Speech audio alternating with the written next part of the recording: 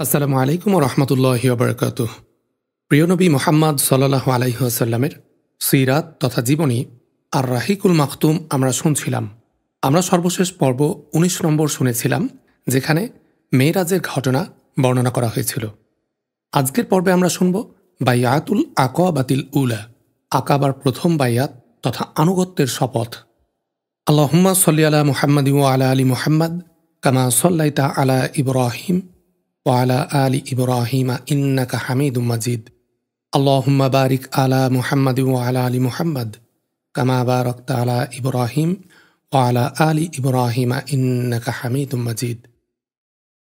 পূর্বে উল্লেখ করা হয়েছে যে একাদশ নবুয়াত বর্ষে হজের মৌসুমে ইয়াসরিবের ৬ জন লোক ইসলাম গ্রহণ করেছিলেন এবং রাসূল সাল্লাল্লাহু আলাইহি ওয়াসাল্লামের নিকট অঙ্গীকার করেছিলেন যে আমরা নিজ জাতির নিকট গিয়ে আপনার নবুয়তের কথা প্রচার করব।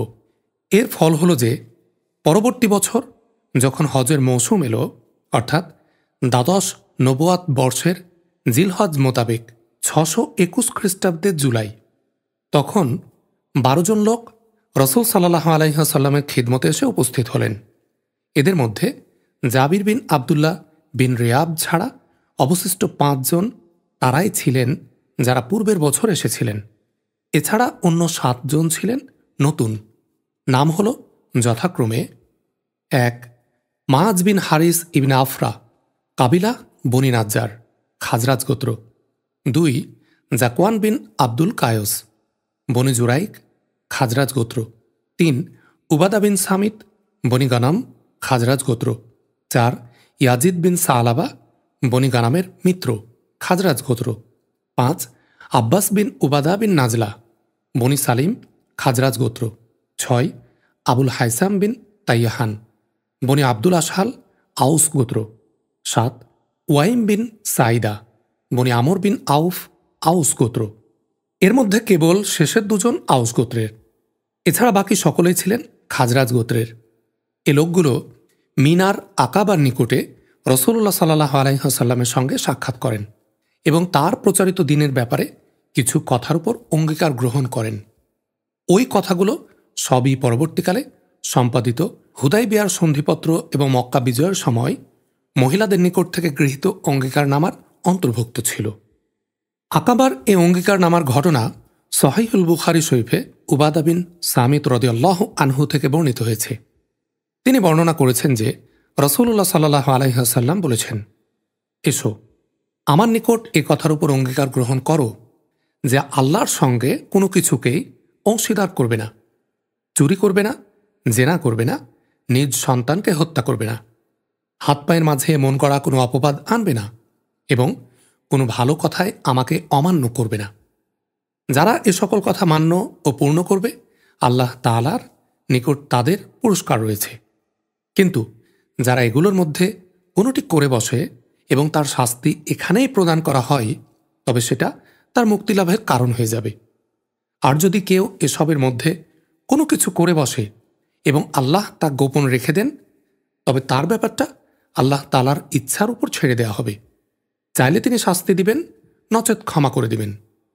উবাদা রাদিয়াল্লাহু আনহু বলেছেন, এসব কথার উপরে আমরা নবী করিম সাল্লাল্লাহু আলাইহি ওয়াসাল্লামের নিকট অঙ্গীকার গ্রহণ করেছিলাম। সাফিরুল ইসলামী ফিল মাদিনাত, মদিনায় ইসলাম প্রচারকের দল। অঙ্গীকার সম্পাদিত এবং হজব্রত সম্পন্ন হয়ে গেলে রাসূলুল্লাহ সাল্লাল্লাহু আলাইহি ওয়াসাল্লাম এ লোকদের সঙ্গে ইয়াসরিবে প্রথম ধর্মপ্রচারক দল প্রেরণ করলেন। দ্বিবিধ উদ্দেশ্যে এ প্রচারক দল প্রেরণ করা হয়। প্রথম উদ্দেশ্য ছিল নবদীক্ষিত মুসলিমগণকে ইসলামের আহকাম এবং ধর্মের নিয়মকানুন শিক্ষা দেয়া। দ্বিতীয় উদ্দেশ্যটি ছিল যারা এখনও শিরকের উপরেই রয়ে গেছে তাদের নিকট ইসলাম প্রচার করা। নবী করিম সাল্লাল্লাহু আলাইহি ওয়াসাল্লাম এই প্রবাসের জন্য প্রথম অগ্রগামীদের জন্য স্বনামধন্য এক যুবককে নির্বাচন করেন, যার নাম হল মুসআব বিন উমায়ের আবদারি রাদিয়াল্লাহু আনহু। আর নাজাহুল মুগতাবাদ, গৌরবময় সফলতা। মুসআব বিন উমায়ের রাদিয়াল্লাহু আনহু মদিনায় গিয়ে আসআদ বিন জুরারা রাদিয়াল্লাহু আনহু এর বাড়িতে আশ্রয় গ্রহণ করেন এবং উভয় মিলে ইয়াসরিববাসীদের নিকট প্রবল উদ্যম ও উদ্দীপনা নিয়ে ইসলামের প্রচার প্রচারণার কাজ আরম্ভ করলেন। তার উত্তম প্রচার কার্যের স্বীকৃতিস্বরূপ তিনি মুকরিউন উপাধিতে ভূষিত হন। মুকরিউন অর্থ পাঠদানকারী। সে সময় শিক্ষক বা উস্তাদকে মুকরিউন বলা হতো। প্রচার কার্যের মধ্যে সবচেয়ে সফল গুরুত্বপূর্ণ ঘটনাটির কথা এখানে উল্লেখ করা হচ্ছে। একদিন আসআদ বিন জুরারা তাকে সঙ্গে নিয়ে বনু আব্দুল আশহাল ও বনু জাফরের মহল্লায় গমন করলেন এবং সেখানে বনু জাফরের একটি বাগানের মধ্যে মারাক নামক এক কুয়ার উপরে বসে পড়লেন। সে সময় তাদের নিকট কিছু সংখ্যক মুসলিম এসে একত্রিত হল। তখন পর্যন্ত বনু আব্দুল আশহালের দুজন নেতা সাদ বিন মুআজ ও উসাইদ বিন হুজায়ের শিরকের উপরেই ছিলেন, অর্থাৎ তারা তখনও মুসলিম হননি। তারা যখন তাদের আগমনের খবর জানতে পারলেন তখন সাদ উসাইদকে বললেন, একটু যান এবং তাদের উভয়কে বলে দিন, যারা আমাদের দুর্বল চিত্তের মানুষগুলোকে বোকা বানাতে এসেছেন তাদেরকে সাবধান করে বলে দিন যে তারা যেন আমাদের মহল্লায় না আসে। আসআদ বিন জুরারা আমার খালাতো ভাই, কাজে আপনাকে পাঠাচ্ছি, অন্যথায় এ কাজ আমি নিজেই সম্পন্ন করতাম। উসাইদ রাদিয়াল্লাহু আনহু নিজ বর্শা উত্তোলন করে তাদের দুজনের নিকট পৌঁছলেন। আসআদ রাদিয়াল্লাহু আনহু তাদের আসতে দেখে মুসআবকে বললেন, ইনি নিজ জাতির সর্দার আপনার কাছে আসছেন, এর জন্য আল্লাহ নিকট দোয়া করুন। মুসআব বললেন, যদি তিনি বসেন তাহলে কথা বলবো। উসাইদ তাদের নিকট পৌঁছার পর দাঁড়িয়ে কঠোর ভাষায় কথা বলতে লাগলেন। বললেন, তোমরা দুজন আমাদের এখানে কেন এসেছ? আমাদের দুর্বল চিত্তের মানুষকে বোকা বানাচ্ছ? যদি তোমাদের প্রাণ বাঁচানোর ইচ্ছা থাকে তাহলে আমাদের নিকট হতে দূরে যাও। মুসআব বললেন, আপনি কিছুক্ষণের জন্য বসুন এবং কিছু কথাবার্তা শুনুন। যদি কোনো কথা পছন্দ হয় তাহলে তা গ্রহণ করুন, পছন্দ না হলে বর্জন করুন। উসাইদ বললেন, কথা তো ন্যায়সঙ্গতই বলেছেন। তারপর তিনি নিজ বর্শা মাটিতে পুঁতে দিয়ে বসে পড়লেন। এ সময় মুসআব ইসলামের কথা বলতে লাগলেন এবং কোরআন তিলাওয়াত করলেন। তার বর্ণনায় এ কথা রয়েছে যে উসাইদকে আল্লাহ তাআলার কথা বলার সঙ্গে সঙ্গে আমরা লক্ষ্য করলাম যে তার মুখমণ্ডলে একটা চমকের ভাব পরিলক্ষিত হচ্ছে। এতে আমাদের ধারণা হলো যে তিনি ইসলাম গ্রহণ করবেন। এরপর তিনি মুখ খুললেন এবং বললেন, আপনারা যেসব কথা বলছেন তার চেয়ে উত্তম কথা তো আর কিছুই হতে পারে না। কিন্তু প্রশ্ন হচ্ছে, আপনারা যখন কাউকে ইসলাম ধর্মে দীক্ষিত করতে চান তখন কি করেন? উত্তরে তারা বললেন, আপনি গোসল করুন, পাকসাপ পরিচ্ছদ পরিধান করুন এবং সত্যের সাক্ষ্য প্রদান করে 2 রাকাত সালাত পড়ুন। তিনি গোসল করে নিয়ে পাকসাপ পরিচ্ছদ পরিধান করলেন, কালেমা শাহাদাত পাঠ করে সত্যের সাক্ষ্য প্রদান করে 2 রাকাত সালাত আদায় করলেন। তারপর বললেন, আমার পিছনে আরও একজন আছেন, যদি তিনি অনুসারী হয়ে যান তাহলে তার সম্প্রদায়ের কেউ পিছনে পড়ে থাকবে না। আমি এখনই তাকে আপনাদের খেদমতে প্রেরণ করছি। তার ইঙ্গিত সাদ বিন মুআজের প্রতি ছিল। এরপর উসাইদ রাদিয়াল্লাহু আনহু নিজ বর্শা উত্তোলন করে সাদের নিকট প্রত্যাবর্তন করলেন। তিনি তখন তার স্বজাতীয় লোকজনের সঙ্গে আলাপ আলোচনায় রত ছিলেন। উসাইদকে আসতে দেখে তিনি বললেন, আমি আল্লাহর শপথ করে বলছি, এ ব্যক্তি তোমাদের নিকট যে চেহারা নিয়ে আসছেন এটা ওই চেহারা নয় যা নিয়ে তিনি এখান থেকে প্রস্থান করেছিলেন। তারপর উসাইদ যখন সভাস্থানে এসে দাঁড়ালেন তখন সাদ তাকে এ বলে জিজ্ঞেস করলেন, আপনি কি করে এলেন? তিনি বললেন, আমি তাদের দুজনের সঙ্গে কথা বলেছি, কিন্তু আল্লাহর কসম কোনো প্রকার অন্যায় কিংবা অসুবিধা তো আমার নজরে পড়ল না। তবে তাদের নিষেধ করে দেয়া হয়েছে। তারাও বলেছেন, ঠিক আছে, আপনারা যা চান তা করা হবে। অধিকন্তু আমি জানতে পারলাম যে বনু হারিসের একজন আসআদ বিন জুরারাকে রাদিয়াল্লাহু আনহুকে হত্যা করতে গিয়েছে, আর এর কারণ হল তারা জানে যে আসআদ আপনার খালাতো ভাই, কাজেই তারা চাচ্ছে যে আপনার সঙ্গে যে চুক্তি রয়েছে তা ভঙ্গ করে দেবে। একথা শুনে সাদ রাদিয়াল্লাহু আনহু রাগান্বিত ও উত্তেজিত হয়ে উঠলেন এবং নিজ বর্শা উত্তোলন করে সোজা ওই দুজনের নিকট গিয়ে পৌঁছলেন। সেখানে গিয়ে দেখলেন যে তারা নিশ্চিন্তে বসে রয়েছে। এতে তিনি একথা বুঝে গেলেন যে উসাইদের ইচ্ছে ছিল যে তিনি যেন তাদের কথা শোনেন। কিন্তু তাদের নিকট গিয়ে দাঁড়িয়ে তিনি কঠোর ভাষায় আসআদ বিন জুরারাকে বলতে লাগলেন, আল্লাহর শপথ, হে আবু উমামা, আমার ও আপনার মধ্যে যদি আত্মীয়তার বন্ধন না থাকতো, তবে আপনার কোনো দিনই সাহস হতো না যে আপনি এ এলাকায় এসে আমার অপছন্দনীয় কথাবার্তা বলবেন। এদিকে আসআদ রাদিয়াল্লাহু আনহু পূর্বে মুসআব রাদিয়াল্লাহু আনহুকে এই কথা বলেছিলেন যে, আল্লাহর হস্তে আপনার নিকট এমন এক নেতা আসছেন যার পিছনে তার সমস্ত জাতি রয়েছে। যদি তিনি আপনাদের কথা মেনে নেন, তাহলে কেউই তার পিছনে থাকবে না। এজন্য মুসআব রাদিয়াল্লাহু আনহু সাদ রাদিয়াল্লাহু আনহুকে বললেন, আপনি কেন আগমন করবেন না, আর কেন বা আমাদের কথা শুনবেন না? যদি কোনো কথা পছন্দ হয় তবে গ্রহণ করবেন, আর যদি অপছন্দ হয় তাহলে আমরা আপনার অপছন্দনীয় কথা থেকে আপনাকে দূরেই রাখব। সাদ রাদিয়াল্লাহু আনহু বললেন, ন্যায়সঙ্গত কথাই তো বলেছেন। এরপর তিনি আপন বর্ষা পুঁতে দিয়ে বসে পড়লেন। মুসআব রাদিয়াল্লাহু আনহু তার নিকট ইসলাম পেশ করলেন এবং কুরআন পাঠ করলেন। তার বর্ণনায় রয়েছে যে সাদের বলার পূর্বেই তার মুখমণ্ডলের জলুস দেখে তার ইসলাম গ্রহণের ব্যাপারটি আঁচ করতে পেরেছিলাম। এরপর তিনি মুখ খুললেন এবং বললেন, আপনারা কিভাবে ইসলামে দীক্ষিত করেন? তারা বললেন, আপনি গোসল করুন, পাক সাপ পরিচ্ছদ পরিধান করুন এবং সত্যের সাক্ষ্য প্রদান করে 2 রাকাত সলাত আদায় করুন। সাদ রাদিয়াল্লাহু আনহু তাই করলেন। এরপর তিনি নিজ বর্ষা উত্তোলন করে আপন সম্প্রদায়ের লোকজনের সভায় গমন করলেন। তাকে দেখা মাত্রই লোকেরা বললেন, আল্লাহর শপথ, সাদ যে মুখমণ্ডল নিয়ে গিয়েছিল তার স্থানে অন্য একটি মুখমণ্ডল নিয়ে ফিরে এসেছেন। সাদ রাদিয়াল্লাহু আনহু যখন সভায় উপস্থিত লোকজনের নিকট উপস্থিত হয়ে বললেন, হে বনু আব্দুল আশহাল, তোমরা আমাকে তোমাদের মধ্যে কেমন মনে করো? তারা বললেন, আপনি আমাদের নেতা, অগাধ জ্ঞান গরিমার অধিকারী এবং বরকতময় কাণ্ডারী। তিনি বললেন, বেশ ভালো, তবে এখন একটা কথা শোনো। কথাটা হচ্ছে, এখন থেকে তোমাদের নারী পুরুষ সকলের সঙ্গে আমার কথা বলা হারাম, যে পর্যন্ত তোমরা আল্লাহ ও তার রসুল সাল্লাল্লাহু আলাইহি ওয়াসাল্লামের উপর ঈমান না আনছ। তার এ কথার এমন একটি প্রতিক্রিয়া হল যে সন্ধ্যা হতে না হতে ওই গোত্রের এমন একটি পুরুষ কিংবা মহিলা রইল না যারা ইসলাম গ্রহণ করেনি।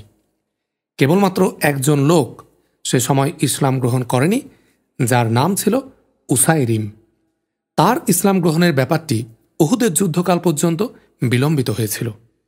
উহুদ যুদ্ধের দিন ইসলাম গ্রহণ করে তিনি যুদ্ধে অংশগ্রহণ করেছিলেন এবং যুদ্ধরত অবস্থায় শাহাদাত বরণ করেছিলেন। কালেমায়ে শাহাদাত পাঠ করে তিনি ইসলামে দীক্ষিত হওয়ার অল্প সময় পরে শহীদ হন। আল্লাহ তাআলার উদ্দেশ্যে সিজদা করার সুযোগ তার হয়নি। এ কারণেই রসুল সাল্লাল্লাহু আলাইহি ওয়াসাল্লাম তার সম্পর্কে বলেছেন, তিনি অল্প পরিশ্রম করে অধিক পুরস্কার লাভ করলেন। মুসআব রাদিয়াল্লাহু আনহু আসআদ বিন জুরারার বাড়িতে থেকে ইসলামের প্রচার কাজ চালিয়ে যেতে থাকলেন। কেবলমাত্র বনু উমাইয়া বিন জায়দ, খতমা এবং ওয়াইলের বাড়ি ব্যতীত আনসারদের এমন কোনো বাড়ি ছিল না যার পুরুষ ও মহিলাদের কিছু সংখ্যক মুসলিম হননি। বিখ্যাত কবি কায়েস বিন আসলাত তাদেরই লোক ছিলেন। এরা তারই কথা মান্য করতেন। এ কবি তাদেরকে খন্দকের যুদ্ধ অর্থাৎ ৫ম হিজরি পর্যন্ত ইসলাম গ্রহণ করা থেকে বিরত রাখেন। যা হোক, পরবর্তী হজ মৌসুম পর্যন্ত অর্থাৎ ত্রয়োদশ নবুয়ত বর্ষের হজ মৌসুম আগমনের পূর্বেই মুসআব বিন উমাইর রাদিয়াল্লাহু আনহু তার সাফল্যের সংবাদ রাসূলুল্লাহ সাল্লাল্লাহু আলাইহি ওয়াসাল্লামের দরবারে মক্কায় নিয়ে আসেন এবং তাকে ইয়াসরিবের গোত্রগুলোর অবস্থা, তাদের রণকৌশল এবং প্রতিরক্ষামূলক দক্ষতার উৎকর্ষতা সম্পর্কে অবগত করেন। বায়াতুল আকাবাতিস সানিয়া, আকাবার দ্বিতীয় শপথ। নবুয়তের ত্রয়োদশ বর্ষে হজের মৌসুম, জুন ৬২২ খ্রিস্টাব্দ। ইয়াসরিবের ৭০ জনেরও অধিক মুসলিম ফরজ হজ পালনের উদ্দেশ্যে মক্কায় আগমন করেন। তারা নিজ সম্প্রদায়ের মুশরিক হজযাত্রীগণের অন্তর্ভুক্ত ছিলেন। ইয়াসরিবের মধ্যে কিংবা মক্কার পথে ছিলেন এমন এক পর্যায়ে তারা পরস্পরের মধ্যে বলাবলি করতে থাকলেন, আমরা কতদিন আর রাসূলুল্লাহ সাল্লাল্লাহু আলাইহি ওয়াসাল্লামকে এভাবে মক্কার পাহাড়সমূহের মধ্যে চক্কর ও ঠক্কর খেতে ভীত সন্ত্রস্ত অবস্থায় ফেলে রাখব? এ মুসলিমগণ যখন মক্কায় পৌঁছলেন তখন গোপনে নবী করিম সাল্লাল্লাহু আলাইহি ওয়াসাল্লামের সঙ্গে যোগাযোগ আরম্ভ করলেন এবং শেষ পর্যন্ত সর্বসম্মতিক্রমে এ কথার উপর সিদ্ধান্ত গৃহীত হল যে আইয়ামে তাশরিকের বা মধ্য দিবসে 12ই জিলহজ তারিখে উভয় দল মিনায় জামরাই উলা অর্থাৎ জামরাই আকাবার নিকটে যে সুড়ঙ্গ রয়েছে সেখানে একত্রিত হবেন এবং সে সমাবেশে গোপনে রাতের অন্ধকারে অনুষ্ঠিত হবে। এই ঐতিহাসিক সমাবেশ কিভাবে ইসলাম ও মূর্তি পূজার মধ্যে চলমান সংঘর্ষের মোড় পাল্টিয়ে দেয় তা একজন আনসার সাহাবীর নিকট থেকে প্রাপ্ত বিবরণ সূত্রে জানা যায়। কাব বিন মালিক আনসারী রাদিয়াল্লাহু আনহু বলেছেন, আমরা হজের জন্য বের হলাম। আয়াম তাশরিকের মধ্যবর্তী দিবাগত রাত্রে রাসূলুল্লাহ সাল্লাল্লাহু আলাইহি ওয়াসাল্লামের সঙ্গে সাক্ষাতের সিদ্ধান্ত গৃহীত হল এবং আমরা হজ থেকে ফারেগ হলে নির্ধারিত সময় উপস্থিত হল। আমাদের সঙ্গে আমাদের অন্যতম প্রভাবশালী নেতা আবদুল্লাহ বিন হারামও উপস্থিত ছিলেন, যিনি ইসলাম গ্রহণ করেননি। মুশরিকগণের মধ্যে একমাত্র তাকেই আমরা সঙ্গে নিয়েছিলাম। আমাদের সঙ্গে আগত মুশরিকদের থেকে আমাদের কাজকর্ম কথাবার্তা গোপন রাখছিলাম, কিন্তু আবদুল্লাহ বিন হারামের সঙ্গে আমাদের কথোপকথন ঠিকভাবেই চলছিল। আমরা তাকে বললাম, হে আবু জাবির, আপনি আমাদের একজন প্রভাবশালী এবং উচ্চ মর্যাদা সম্পন্ন নেতা। আপনার প্রতি আমাদের শ্রদ্ধা ও ভালোবাসার সূত্রে আমরা আপনাকে বর্তমান অবস্থা থেকে বের করে আনতে চাচ্ছি, যাতে করে আপনি জাহান্নামের ভয়াবহ অগ্নিকুণ্ডের ইন্ধন হয়ে না যান। এরপর তাকে আমরা ইসলামের দাওয়াত দিলাম এবং বললাম যে আজ আকাবাই রাসূলুল্লাহ সাল্লাল্লাহু আলাইহি ওয়াসাল্লামের সঙ্গে আমাদের সাক্ষাতের কথাবার্তা আছে। তিনি ইসলাম গ্রহণ করলেন এবং আমাদের সাথে আকাবায় গমন করলেন। তারপর তিনি আমাদের নেতা নির্বাচিত হলেন। কাব রাদিয়াল্লাহু আনহু ঘটনার বিস্তারিত বিবরণ দিতে গিয়ে বলেছেন, আমরা এ রাতেও যথারীতি নিজ নিজ সম্প্রদায়ের সঙ্গে ঘুমিয়ে পড়লাম, কিন্তু যখন রাত্রের তৃতীয় অংশ অতিবাহিত হল তখন আমরা নিজ নিজ তাঁবু থেকে বের হয়ে রাসূলুল্লাহ সাল্লাল্লাহু আলাইহি ওয়াসাল্লামের সঙ্গে সাক্ষাতের জন্য নির্ধারিত স্থানে গেলাম, যেমনটি পাখি নিজ বাসা থেকে নিজেকে জড়সড় করে বের হয়।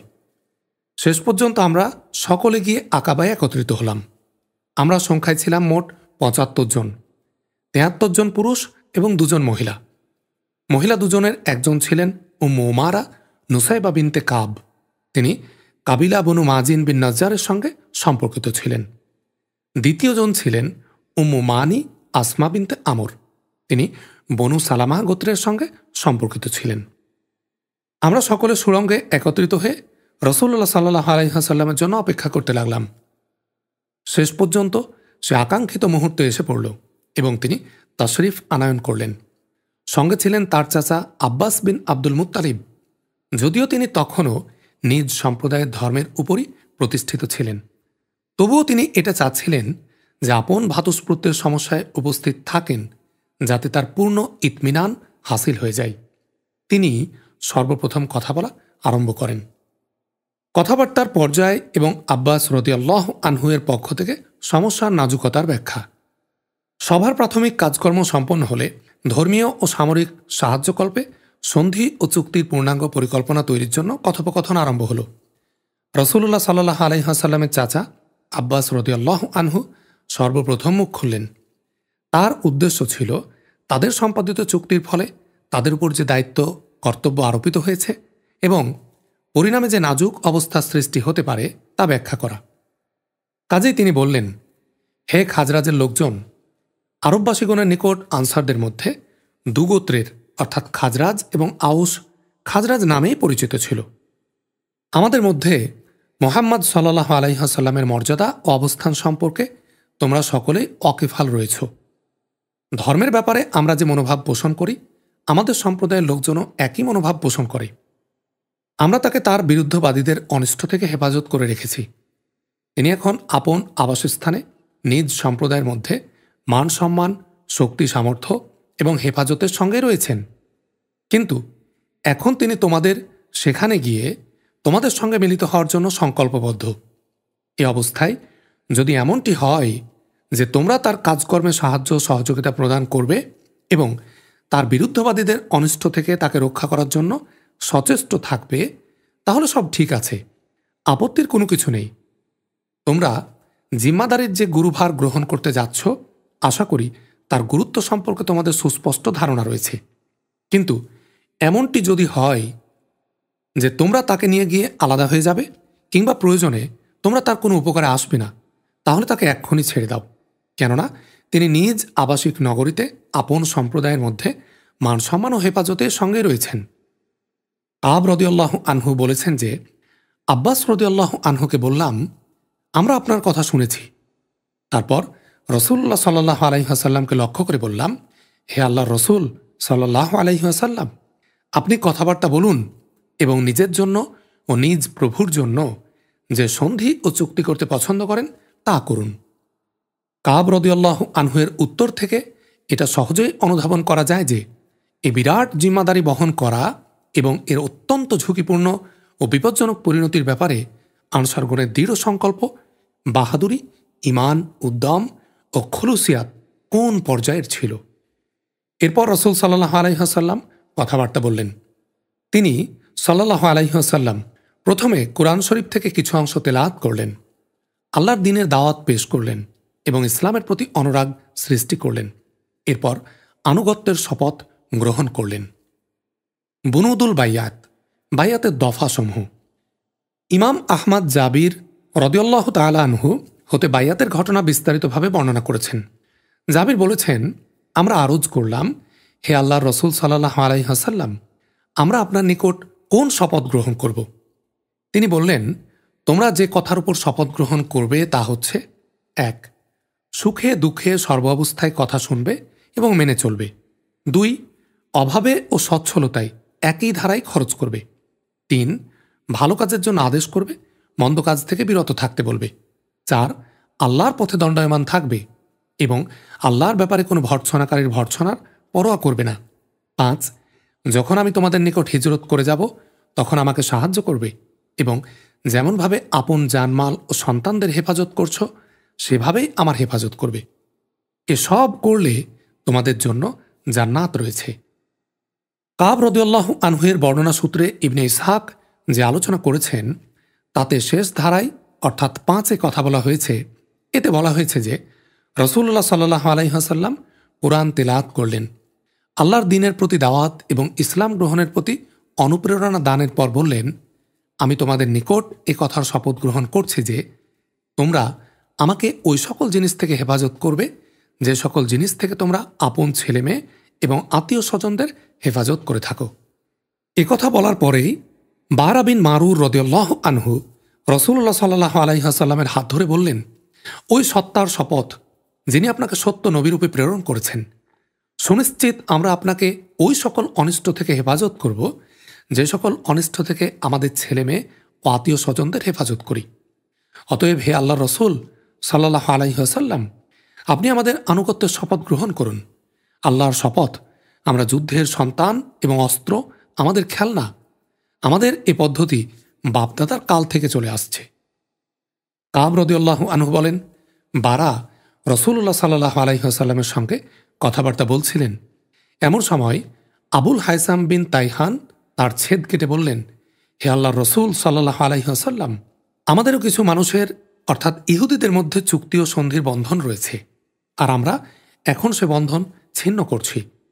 তাহলে এরকম তো হবে না যে আমরা এরূপ করে ফেলি, তারপর আল্লাহ যখন আপনাকে জয়যুক্ত করবেন তখন আপনি আমাদেরকে ছেড়ে দিয়ে নিজ জাতির দিকে ফিরে যাবেন। একথা শ্রবণের পর রাসূল সাল্লাল্লাহু আলাইহি ওয়াসাল্লাম মৃদু হেসে বললেন, না, বরং তোমাদের রক্ত আমার রক্ত এবং তোমাদের ধ্বংস আমার ধ্বংস। আমি তোমাদেরই এবং তোমরাও আমারই। তোমরা যাদের সঙ্গে যুদ্ধ করবে আমিও তাদের সঙ্গে যুদ্ধ করব।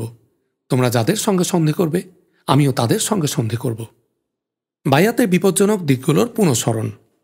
অঙ্গীকারের শর্তাদি সংক্রান্ত আলাপ আলোচনা প্রায় সমাপ্তির পথে এবং লোকজনেরা যখন অঙ্গীকার গ্রহণ আরম্ভ করতে যাচ্ছেন এমন সময় প্রথম সারির দুজন মুসলিম যারা একাদশ বা দ্বাদশ নবুয়ত বর্ষে হজের মৌসুমে ইসলাম গ্রহণ করেছিলেন তারা উঠে পড়েন, যাতে মানুষের সামনে তাদের দায়িত্বের নাজুকতা ও ভয়াবহতা অর্থাৎ সম্ভাব্য বিপদ আপদের ব্যাপারটি ভালোভাবে ব্যাখ্যা করার প্রেক্ষাপটে সমস্যার সকল দিক ভালোভাবে অবহিত হওয়ার পর তারা শপথ গ্রহণ করে। এর পিছনে আরও একটি উদ্দেশ্য ছিল, তা হচ্ছে এ সকল লোকজন কতটুকু আত্মত্যাগের জন্য প্রস্তুত রয়েছে তা অনুধাবন করা। ইবনে ইসহাক বলেছেন যে যখন লোকজন অঙ্গীকার গ্রহণের জন্য একত্রিত হলেন তখন আব্বাস বিন উবাদা বিন নাজলাহ বললেন, তোমরা কি জানো যে তার সাথে অর্থাৎ রাসূলুল্লাহ সাল্লাল্লাহু আলাইহি ওয়াসাল্লামের প্রতি ইঙ্গিত করে, কোন কথার উপর অঙ্গীকার গ্রহণ করতে যাচ্ছ? তারা সমবেত কণ্ঠে উত্তর দিল, জি হ্যাঁ। আব্বাস রাদিয়াল্লাহু আনহু বললেন, লাল ও কালো মানুষের বিরুদ্ধে জান্নাতের বিনিময়ে যুদ্ধ করার ব্যাপারে তোমরা তার কাছে অঙ্গীকার গ্রহণ করতে যাচ্ছ। যদি তোমাদের এরকম ধারণা যে যখন তোমাদের সকল সম্পদ নিঃশেষ হয়ে যাবে এবং তোমাদের দলের সম্ভ্রান্ত লোকজনকে হত্যা করা হবে, তখন তোমরা তার সঙ্গ ছেড়ে যাবে, তাহলে এখনই ছেড়ে যাও। কেননা তাকে নিয়ে যাওয়ার পর যদি তোমরা তাকে ছেড়ে দাও, তাহলে ইহ ও পরকালের জন্য তা হবে চরম বেইজ্জতির ব্যাপার। আর যদি তোমাদের ইচ্ছে থাকে যে তোমাদের ধনমাল ধ্বংসের এবং মর্যাদাসম্পন্ন লোকদের হত্যা সত্ত্বেও এ চুক্তি সম্পন্ন করবে যার প্রতি তোমরা তাকে আহ্বান করছ, তবে অবশ্যই তা গ্রহণ করবে। কেননা আল্লাহর শপথ, এতেই ইহলৌকিক ও পরলৌকিক জীবনের জন্য মঙ্গল রয়েছে। একথা শ্রবণের পর সকলেই সমবেত কণ্ঠে বললেন, ধন সম্পদের ক্ষয়ক্ষতির এবং সম্ভ্রান্ত ব্যক্তিদের হত্যার মতো অত্যন্ত বিপদসংকুল পরিস্থিতির বিনিময়ে এটা আমরা গ্রহণ করছি। তবে হ্যাঁ, একটি প্রাসঙ্গিক কথা, হে আল্লাহর রসুল সাল্লাল্লাহু আলাইহি ওয়াসাল্লাম, আমরা যদি যথাযথভাবে এই অঙ্গীকার পূরণ করি, তবে প্রতিদানে আমাদের জন্য কি পুরস্কারের ব্যবস্থা রয়েছে? তিনি বললেন, জান্নাত। লোকেরা বললেন, আপনার হাত মুবারক প্রশস্ত করুন। তিনি হাত প্রসারিত করলে লোকেরা তার হাত ধারণ করে অঙ্গীকার গ্রহণ করলেন। জাবির রাদিয়াল্লাহু আনহু এর বর্ণনা হচ্ছে, অঙ্গীকার গ্রহণের জন্য যে সময় আমরা দাঁড়ালাম, সে সময় ৭০ জনের মধ্যে সর্বকনিষ্ঠ সদস্য আসআদ বিন জুরারা রাসূলুল্লাহ সাল্লাল্লাহু আলাইহি ওয়াসাল্লামের হাত ধারণ করে বললেন, ইয়াসরিব বাসীরা, একটু থেমে যাও। আমরা উটের কলিজা নষ্ট করে, অর্থাৎ দীর্ঘ পথ অতিক্রম করে এ বিশ্বাসে বলীয়ান হয়ে তার খিদমতে উপস্থিত হয়েছি যে তিনি আল্লাহর রসুল সাল্লাল্লাহু আলাইহি ওয়াসাল্লাম। আজ তাকে নিয়ে যাওয়ার অর্থ সমস্ত আরববাসীর সঙ্গে শত্রুতা, তলোয়ারের আঘাতে তোমাদের বিশিষ্ট ব্যক্তিবর্গের হত্যা এবং ধন সম্পদের অসামান্য ক্ষয়ক্ষতি।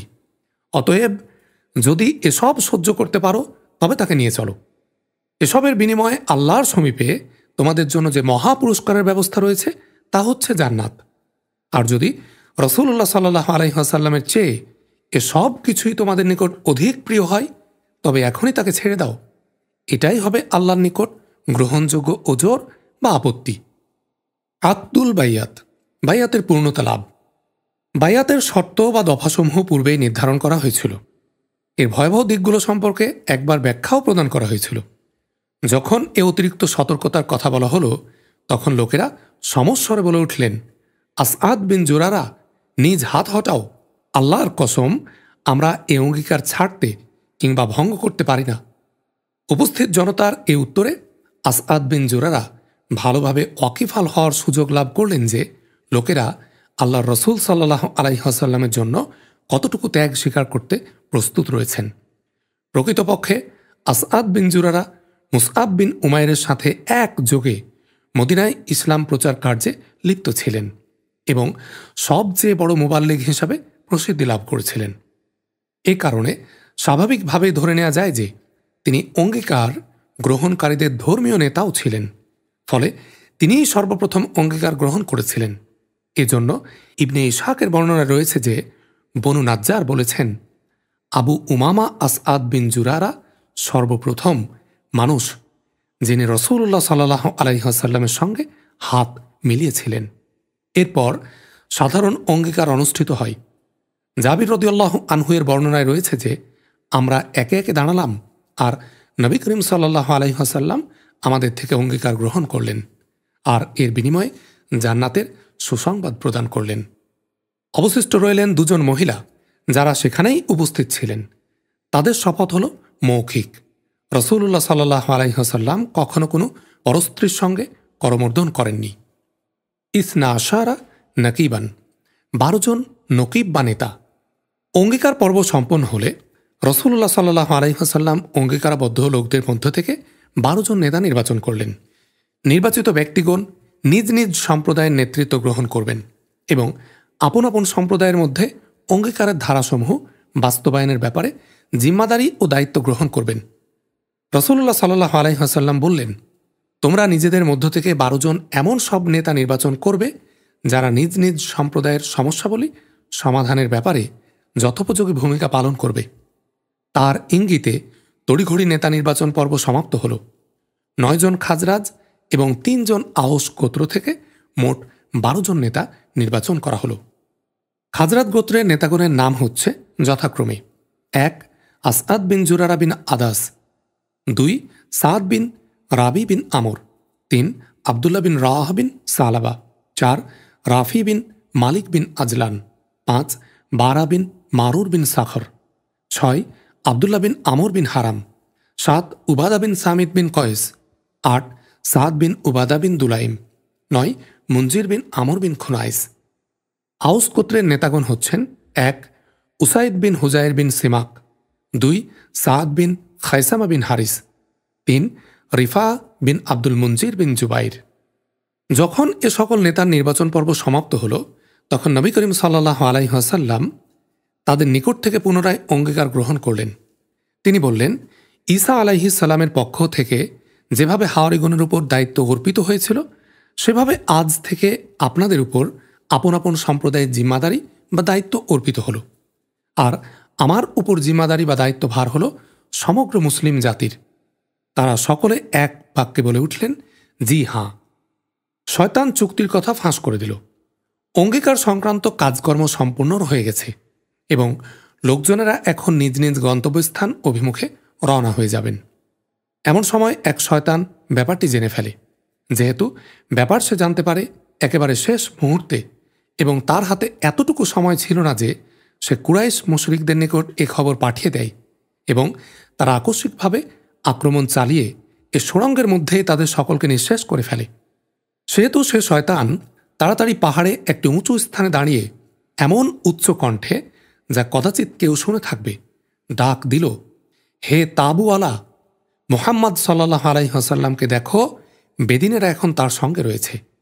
তোমাদের সঙ্গে যুদ্ধের জন্য তারা এখানে একত্রিত হয়েছে। রাসূলুল্লাহ সাল্লাল্লাহু আলাইহি ওয়াসাল্লাম বলেছেন, এ হচ্ছে এ সুড়ঙ্গের শয়তান। হে আল্লাহর দুশমন, আমি তোর জন্য অতি সত্বর বেরিয়ে পড়ছি। এরপর তিনি সকলকে বললেন, তোমরা সকলে নিজ নিজ আস্তানায় চলে যাও। কুরাইশদের উপর আক্রমণের জন্য আনসারদের প্রস্তুতি। শয়তানের কণ্ঠ নিঃসৃত শব্দ শ্রবণ করে আব্বাস বিন উবাদা বিন নাজলা বলেন, ওই সত্তার শপথ যিনি ন্যায়ের সঙ্গে আপনাকে প্রেরণ করেছেন, আপনি যদি চান তাহলে আমরা কালই তরবারি নিয়ে মিনাবাসীর উপর আক্রমণ চালাই। তিনি অর্থাৎ রাসূল সাল্লাল্লাহু আলাইহি ওয়াসাল্লাম বললেন, আমাকে এ নির্দেশ দেয়া হয়নি, অতএব আপনারা নিজ নিজ আস্তানায় চলে যান। কাজেই লোকেরা নিজ নিজ আস্তানায় ফিরে গিয়ে শুয়ে পড়লেন। এভাবেই সকাল হয়ে গেল। আলহামদুলিল্লাহি রাব্বিল আলামিন। আর রাহিকুল মাখতুম, নবী করিম সাল্লাল্লাহু আলাইহি ওয়াসাল্লামের সিরাত গ্রন্থের আজকের পর্ব আমরা এখানেই শেষ করছি। আগামী পর্বে নবী করিম সাল্লাল্লাহু আলাইহি ওয়াসাল্লামের পবিত্র জীবনীর আরও কিছু অংশ আমরা শুনব ইনশাআল্লাহ। আসসালামু আলাইকুম ওয়া রাহমাতুল্লাহি ওয়া বারাকাতুহু।